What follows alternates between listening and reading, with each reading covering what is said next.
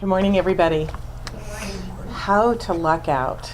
Wow, actually Rich should be giving this talk because he's pretty much the luckiest person I know. However, we're going to discover what that really means because we don't really believe in luck, but I'll get into that. Okay, so in 1984, Tina Turner released a song that became an instant classic rock song titled, what was it? What's love got to do with it? What's love got to do with it? He's going to start singing now. Anyway, spiritually, we could answer that by saying just about everything. What's love got to do with it? Just about everything. And this month, we're going to take that same question and change just one word and ask, what's luck got to do with it? And since you are sharp cookies, your immediate answer to that question might be only one word different from just about everything and would be just about what? Nothing. Nothing. And you are, of course, right. Luck doesn't have anything to do with anything. But there are lots of notions out there in this world that says that it does. I mean, how common are the saying, how many common sayings are there about luck? Seriously, think about it. We have the luck of the draw. We have this is my lucky day. We have, or this isn't my lucky day. He just got a lucky break. What are some of the others? Can you think of them? Luck of the Irish. Okay. Luck of the Irish. Anything more? Well, Rick must know a lot of words about luck. living in the correct knowledge. That's what I do. I live in the correct knowledge. Thank my lucky stars. Okay. If I didn't have bad luck, I'd have no luck at all. Well, those hee-haw folks, right? As luck would have it, or what rotten luck, beginner's luck? Don't push your luck. So here's a trivia question. Who knows what the blank is in this saying? Lucky in blank, unlucky in love. What's the blank? I was lucky in love. Yeah, me too. Unlucky in... No, it's actually cards. Lucky in cards, unlucky in love. Never heard of that, huh? Damn. So you really lucked out. That's another phrase that we often hear. And of course we hear it when a random happy coincidence has just happened. Random coincidence. There's another thought there. Or a disaster was luckily averted. My question is, what does scientific research have to say about how we can luck out more often? And this is what we're going to explore this entire month. But first I want to lay a little bit of spiritual groundwork here. Someone pretty important once gave us the wise counsel, which was to be in this world and not be of this world. Remember that? The master teacher Jesus told us that. And what did he mean by that? Be in this world but not be of this world. Well, we can't go back and ask him, but here's what I think it means. Being in this world means to acknowledge that we live in a world of physicality, of needs, wants, desires, challenges, accomplishments, and experiences. And this physical world is a world of polarity, isn't it? All right, we have up and down, in and out, left and right, success and defeat, happiness, sadness, Republicans, Democrats, sickness, health, love, hate, wealth, lack, and even life and death. And the list really could go on and on and on, couldn't it? That's all in this physical world. And until we evolve some more, we all live in this physical world, and therefore we experience all of these things. So we need to be in this world, meaning we need to be present. And we have to be present for all of it and all that it has to offer. It doesn't serve us to spiritually bypass the physical human experience. Our hearts ache when a loved one passes or when we learn of yet another school shooting or something disastrous out there, even the fires that are now in the Laguna Hills, any kind of disaster. Our hearts just go out and they ache. Our bodies don't always do what we want them to do, and sometimes there's more month at the end of the paycheck than the paycheck is at the end of the month. Am I right about that? Sometimes? Those months that have 31 days in them. I like the months that have 30 days. I still get the same amount of money. I really like the ones that are 28 days because that's my birthday month. 28. Woo! So you know what a spiritual bypass is, right? You know what a spiritual, okay. It's immediately jumping to the, just training your mind to go right to, it's all good. Well, it's all good, right? When that moment that things really, really suck, it's all good. But the wisdom of the master teacher was to not be of it. In other words, to know that in the midst of the physicality and the polarity of this world, and even in the midst of that thing in front of you that may now really, really suck, there is something more, something higher, something greater beyond this world, beyond what we see, the effects in this world. Not being of this world means in the midst of polarity, you know that there really is only God. There really, regardless of what you're seeing out there, there really is only God. There is God and nothing else. There is not God and something.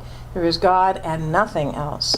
The truth is that it really is all good because there is only God's wholeness, love, and abundance. Personally, I'm eternally grateful to know this. I feel lucky to know this because it helps me be in the world with a whole different attitude. A lot of the world doesn't know this and gets thrown around pretty violently. We just see that. Don't we see a lot of the reactions to what is happening out there? They can feel pretty unlucky in a lot of ways for a lot of the time that things are going on. Here's a good analogy for being able to be in but not of the world. Think of it like a door jamb. It stands solid, right? Door jamb stands built solid, even though the door is going to swing open and close. The door may swing a little, it may swing a lot, it may slam violently shut, it may be flung open, but the door jamb just stays still. The door jamb stays still. That's a great analogy for being in this world of physicality and polarity, but not being swayed off center by it. So that's our spiritual foundation for our work this month with the concept of luck. And a scientific study that was done over the course of 10 years with thousands of volunteers who considered themselves lucky or unlucky. This research was done by Dr. Richard Wiseman, and he then wrote a book titled The Luck Factor. I think I've shared that before. And out of that body of research, he concluded that there are 4 simple attitudes that are proven to help you increase your luck. We would say attitudes that support us in being in this world, but not of it. Each week, we will take one of those attitudes to explore. And today, the one that we're going to explore is lucky people expect good fortune. Lucky people expect good fortune. Or, to fit the title of Talks today, people who have good luck expect to luck out. So, okay, before going any further in this conversation about luck, I need to reiterate a conversation what we were talking about at the beginning of this time together. Well, I'm going to use the terms lucky and unlucky. We know that luck really has nothing to do with it. Nothing happens by chance or by luck. Ernest Holmes wrote, "We are not depending upon chance, but upon what? The law. The law." We are living in an intelligent universe which responds to our mental states. To the extent that we learn to control those mental states, we shall automatically control our environment. What Dr. Wiseman refers to as lucky people are merely those who are aligned with Source, aligned with Spirit, whether they are aware of it or not. Don't you know some people that are out there that just think, it's like, and you talk to them, you think, wow, what's their secret? They must be so deep and spiritual. No, but they are aligned, and it's just what they believe. They don't practice this or maybe anything else, but they just have that connection, and everything just falls into place. And it's not that they're lucky, it's that they know. They have a knowing. They are aligned. So what Dr. Wiseman refers to as good luck is simply the automatic workings of the law based on the consciousness of the individuals. So again, this first attitude of lucky people is that they have positive expectations about their future. Positive expectations about their future. You have probably heard the expression, we don't always get what we desire, but we always get what we expect. Our deep down expectations. I've shared this story before, but I think it's one of the greatest stories about expectations. So bear with me if you've heard it before. This is about the little small town that was historically a dry town. But then a local businessman decided to build a tavern. The congregation from a local church was concerned and planned an all-night prayer vigil to ask God to intervene. Shortly thereafter, lightning struck the bar and it burned to the ground. The owner of the bar sued the church, claiming the prayers of the congregation were responsible, but the church hired a lawyer to argue in court that they were certainly not responsible.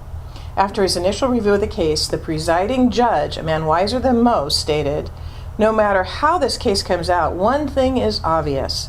When asked what that was, the judge said, "It's evident that the tavern owner believes a lot more in the power of prayer than the churchgoers do." What did the churchgoers really expect?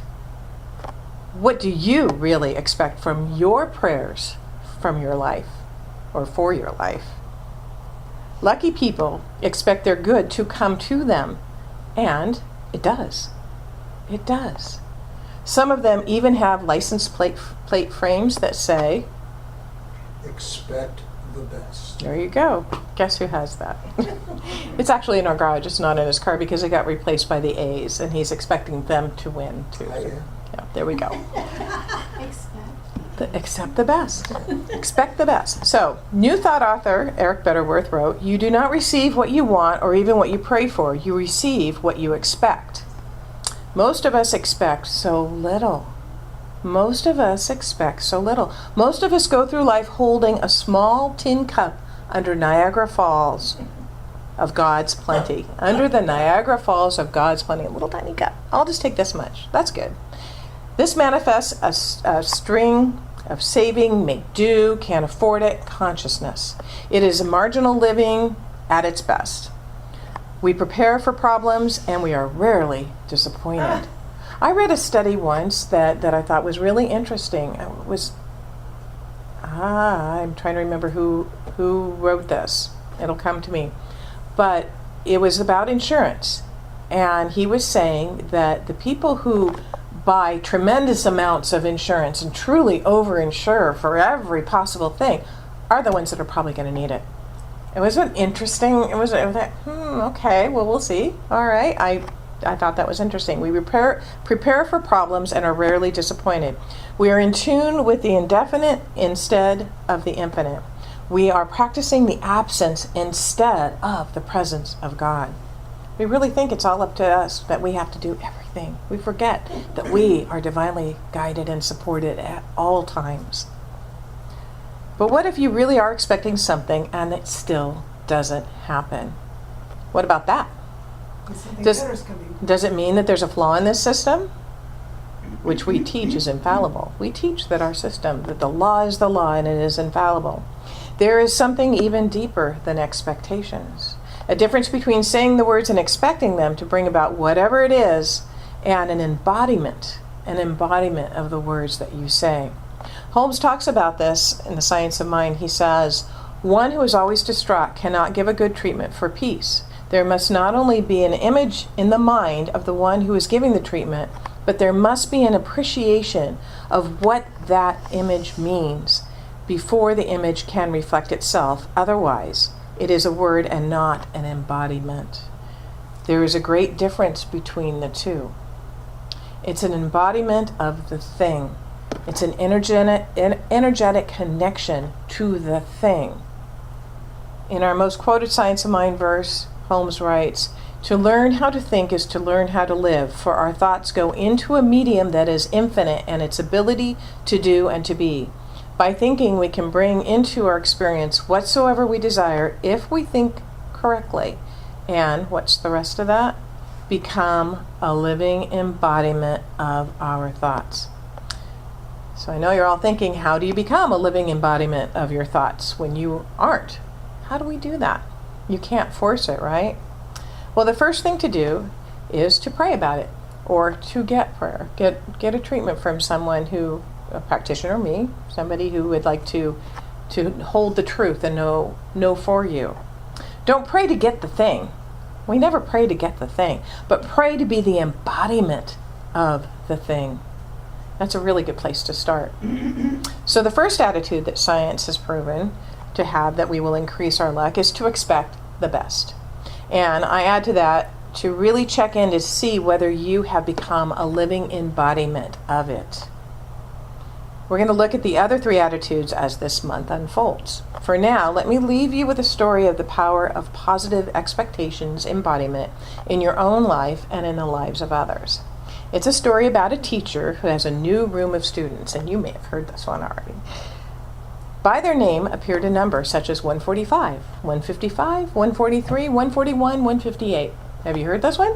No? Okay. Well, this teacher thinks that these numbers are the students' IQs, and she is so excited that she finally has a room full of geniuses. So she treats them like geniuses. She respects them. She gives them challenging work. She nurtures them and guides them throughout the entire school year. She expects them to excel. And at the end of the school year, the principal comes into her and asks, how in the world did she do what she did? What do you mean, she asks. Well, the students all got A's and B's and did so well, he said. And she said, oh, it's easy when you have a room full of such smart kids. Smart kids, said the principal. Those aren't smart kids.